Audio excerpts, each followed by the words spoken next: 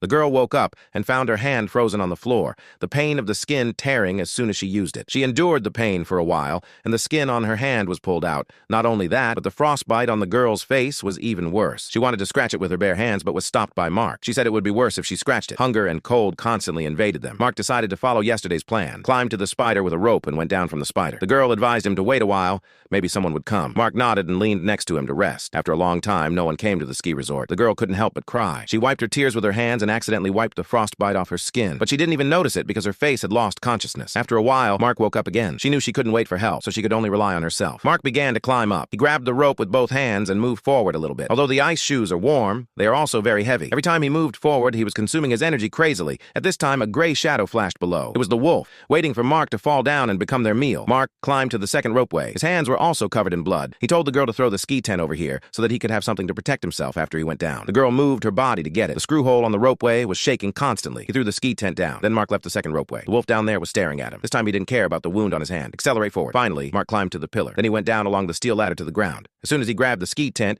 he was knocked down by a wolf. Mark used the ski tent to scare the wolf away. Then he quickly sat on the ski board and slid down the mountain. The girl saw two wolves chasing him, but she couldn't do anything. She could only pray that Mark would safely go down the mountain and bring people to save himself. Another night came. There was no snow this night. The girl survived until the next morning, but Mark hadn't come back yet. She was extremely scared and helpless. She looked down and saw that her boyfriend's body was covered in snow. This means that the snow had thickened. The girl began to move out of the ropeway. She wanted to get as close to the ground as possible and then jump down. At this time, the screw was completely loosened. The ropeway fell down violently. Fortunately, it stopped at a closer location than the ground, but the steel rope was slowly breaking. The girl took a deep breath and then let go and fell safely on the snow.